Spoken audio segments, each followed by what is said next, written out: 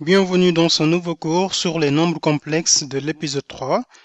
Donc au programme, nous allons voir le plan complexe dans un premier temps et la forme trigonométrie d'un nombre complexe. Donc sur le plan complexe, on va voir l'affixe d'un point et d'un vecteur et sur la forme trigonométrique d'un nombre complexe, donc on va avoir au fait une notion nouvelle qui n'est rien d'autre que l'argument d'un nombre complexe. Donc, comme rappel, on avait vu au fait sur l'épisode 2 du cours, donc le modèle d'un nombre complexe qu'on va réutiliser ici au fait dans ce nouveau cours sur l'épisode 3. Mais éventuellement, on avait fait une exercice d'application donc qui portait sur le module et l'argument d'un complexe. Et donc, on va voir comment peut-on définir l'argument d'un nombre complexe et quelles sont les différentes propriétés qu'on peut voir sur l'argument d'un complexe. Donc sans tarder, on va rentrer dans le but du cours, donc le plan complexe, et on va définir ce que c'est que l'affixe d'un point, comme on l'a lu dans l'introduction de ce cours. Donc pour tout complexe Z qui s'écrit sous la forme A plus IB, donc on l'associe le point M de coordonnées AB. Et donc dans ce cas, on dit que le point Z est l'affixe d'un point M, et M n'est rien d'autre que l'image de ce complexe. Donc l'image du complexe A plus IB. Donc, on va voir des illustrations graphiques pour bien comprendre au fait les notions d'affixe d'un point dans le plan complexe. Donc, pour un point M, ça a de la réciprocité, c'est pour un point M de coordonnées AB donné. Donc, on l'associe le complexe Z qui est égal à A plus IB. Donc, un point M a un affixe qui est réel si et seulement si il appartient à l'axe des abscisses. Et donc, un point M aussi a un affixe qui est imaginaire pur si et seulement si il appartient à l'axe des ordonnées. Donc l'axe des ordonnées. Et deux points sont égaux si et seulement si ces deux points-là ont les mêmes affixes. Donc, quelques propriétés qu'on peut voir sur sur l'affixe d'un point, dans les démonstrations, en fait, on le verra tout à l'heure sur le slide suivant. Donc, ici, on a deux images M et M'. Donc, en fait, deux points M et M' qui ont pour affixe Z et le complexe moins Z2. Donc, ces deux points-là, ils sont symétriques par rapport à O. Or, O n'est rien d'autre que le centre du repère. D'accord. Donc, si on a éventuellement deux points M et M secondes, donc d'affixe Z et Z bar, on peut dire que ces images-là sont symétriques par rapport à l'axe des réels. Donc, on verra bientôt la preuve. Si on a aussi deux images M tierces, donc d'affixe Z et moins Z bar, on peut dire que ces images-là sont symétriques par rapport à l'axe des ordonnées. Et donc, si M est l'affixe d'un complexe Z, alors le module de Z n'est rien d'autre que la distance de O à M. Et si on a éventuellement deux points A et B, donc qui ont pour affixe ZA et ZB, alors le milieu C du segment AB a pour affixe la moyenne de ces deux affixes-là, c'est-à-dire ZA plus ZB divisé par 2. Donc, on peut regarder des illustrations graphiques pour bien comprendre ces propriétés-là et ces définitions. Donc, sur ce slide, qu'est-ce qu'on a? Donc, on a représenté ici notre point M en jaune, donc d'affixe Z2. Or, le complexe Z2, ce n'est rien d'autre qu'en fait l'écriture du complexe Z, c'est A plus IB. Donc, qu'est-ce qu'on a dit? On a dit que ces deux points-là sont symétriques par rapport à O. Pourquoi? Parce que le complexe, le point M' qui a pour affixe moins Z2, or on sait que moins Z c'est moins A moins IB, donc on représente les B négatifs et les A négatifs sur le plan, et donc on aura notre point M', et donc on voit que ces deux points-là sont symétriques par rapport à ce centre du repère O. Pour la deuxième propriété, qu'est-ce qu'on avait eu? On avait deux points M et M secondes, donc on avait dit que ces deux points-là sont symétriques par rapport à l'axe des réels. Pourquoi? Parce que le M seconde a pour affixe Z bar, or on sait que Z bar c'est l'expression conjuguée de nombres complexes, donc il s'écrit sous la forme de A moins IB, si le complexe s'écrit sous la forme de A plus IB.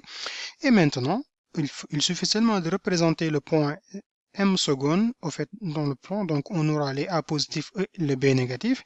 Donc ce point-là se trouve ici et on voit bien que ces deux points-là sont symétriques par rapport à l'axe des ordonnées qui est l'axe des réels. Donc, le troisième point, c'est le m seconde. Donc, on a un m seconde qui a pour affixe moins z bar. Donc, or, moins z bar, c'est le a qui est négatif et le b qui est positif parce qu'on multiplie par moins 1 de cette expression en bleu. Et donc, du coup, on peut représenter notre point m tierce, donc qui est ici. Et donc, on verra que m tierce et m sont symétriques par rapport à l'axe des ordonnées qui est l'axe des imaginaires purs. D'accord. Et maintenant, on a dit qu'au fait, antérieurement, donc, le module de z du complexe z, ce n'est rien d'autre que la distance de O à m. Pourquoi? Donc, on peut voir la preuve. Au fait, si on écrit z sous la forme de a plus ib, alors, donc, ceci entraîne quoi? Ceci entraîne que le module de z, ce n'est rien d'autre que la racine carrée de a au carré plus b au carré. Donc, ici, on a un carré. Donc, par définition du module d'un complexe, donc c'est b au carré au lieu de b. Et donc, pour trouver la distance OM, donc on considère, nous, le triangle OMA qui est rectangle en A. Et donc, il suffit seulement d'appliquer le théorème de Pythagore, et donc on aura OM au carré qui est égal à OA au carré plus AM au carré, et donc qui nous donne A au carré plus B au carré. Et donc, pour trouver la distance de OM, il suffit seulement de prendre la racine carrée de cette expression-là qui est positive, et donc qui nous donne la racine carrée de A carré plus B au carré, qui n'est rien d'autre que le module du complexe Z qu'on avait défini dans l'épisode 2 de ce cours. Maintenant, à présent, on peut passer au fait l'affixe d'un point vers l'affixe d'un vecteur. Donc, comment peut-on définir l'affixe d'un vecteur dans un plan complexe? Et donc, si on a un nombre complexe qui s'écrit sous la forme de a plus ib, donc on associe ce complexe-là à un vecteur w de coordonnées ab. Donc, les coordonnées du vecteur. Et on va dire que notre complexe z, a pour affixe donc w du vecteur w, et réciproquement, donc si on a un vecteur w de coordonnées AB, on peut l'associer à un complexe sur le plan complexe, donc et le complexe là, ce n'est rien, s'écrit sous la forme de A plus IB. Donc si Z est un nombre complexe donc, qui a pour affixe M, donc, qu'est-ce que cela signifie concrètement? Cela signifie que Z est l'affixe du vecteur OM, c'est-à-dire la distance OM qu'on avait dit que, en fait, ce n'est rien d'autre que le module de Z. Or, si on regarde sur cette figure-là, donc là, on verra que, donc ici, si on place le point M, donc on aura un complexe donc qui sera en fait, l'affixe du point OM. Et éventuellement, donc, si on a un complexe ZA d'affixe, en fait, qui a pour affixe le complexe ZA qui est l'affixe du point A, et le complexe ZB qui est l'affixe du point B, alors la somme de ces deux-là n'est rien d'autre que l'affixe d'un autre point C qu'on peut définir par OC égale OA plus OB. Donc là, c'est la somme vectorielle, donc on va utiliser, et la distance OC n'est rien d'autre que le diagonale du parallélogramme construit sur OA, sur en fait les bases de vecteurs de OA et OB. C'est-à-dire ce parallélogramme-là, OA, formé sur ces vecteurs-là. Donc là, OC, ce n'est rien d'autre que le diagonale de ce parallélogramme-là. De même, l'affixe de ZB moins ZA, donc c'est le quatrième point c'est le quatrième point D de notre parallélogramme qu'on peut construire sur la base de OA et OB. Donc à présent, on peut voir en fait la forme trigonométrique d'un nombre complexe. En fait, comment peut-on définir la forme trigonométrique d'un nombre complexe sur la définition? Donc si on a un nombre complexe qui s'écrit sous la forme de Z qui est égal à A plus IB et qui est non nul, donc extrêmement important. Donc, il existe un réel θ tel que le cosinus de θ est égal à A sur le module de Z et le sinus de θ est égal à B sur le module de Z.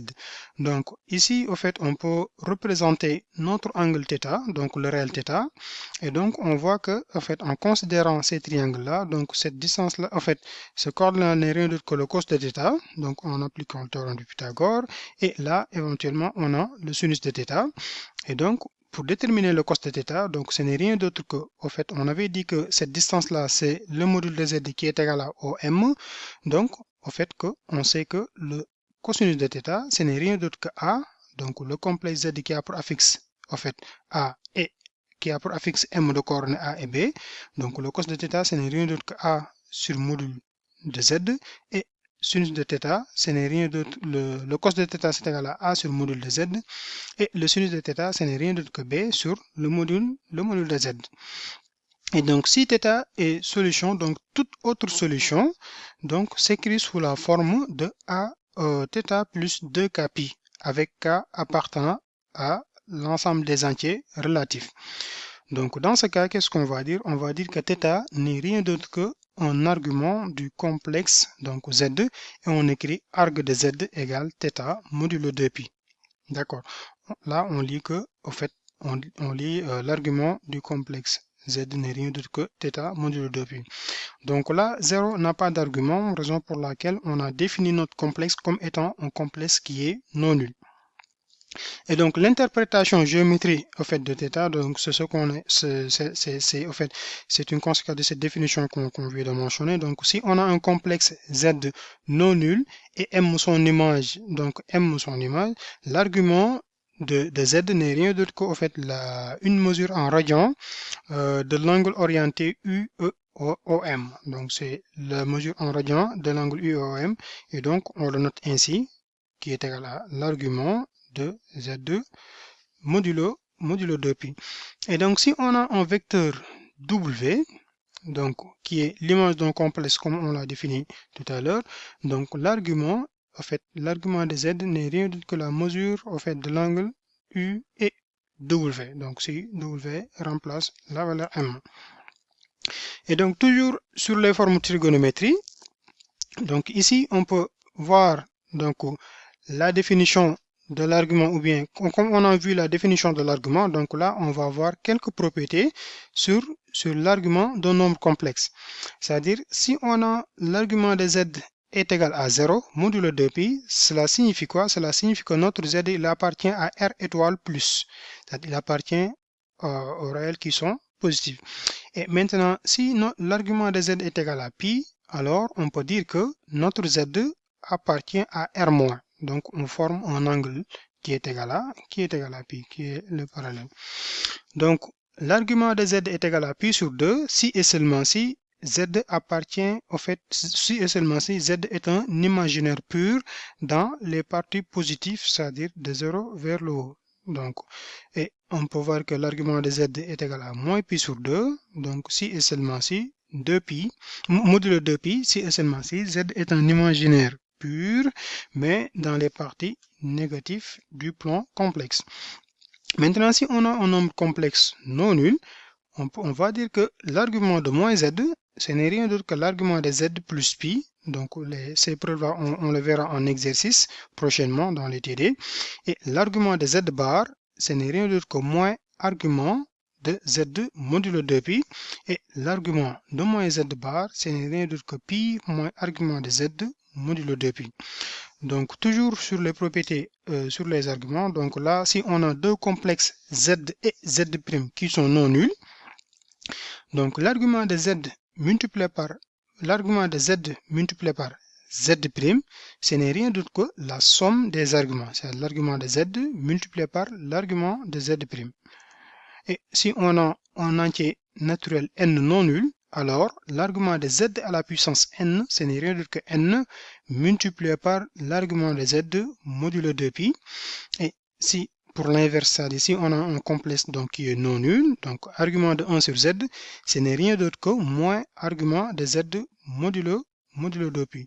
Et donc, l'argument de 2, au fait, de deux fractions d'un fraction de nombre complexe, c'est-à-dire Z sur Z', ce n'est rien d'autre que l'argument de Z moins l'argument de Z'. Et là, en fait, on verra toutes ces propriétés-là en preuve. Donc là, c'est la propriété qu'on a énoncée là tout à l'heure.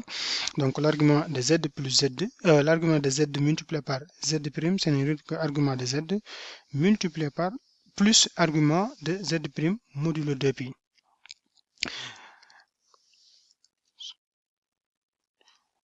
Donc, comment peut-on définir au fait la forme trigonométrique d'un nombre complexe?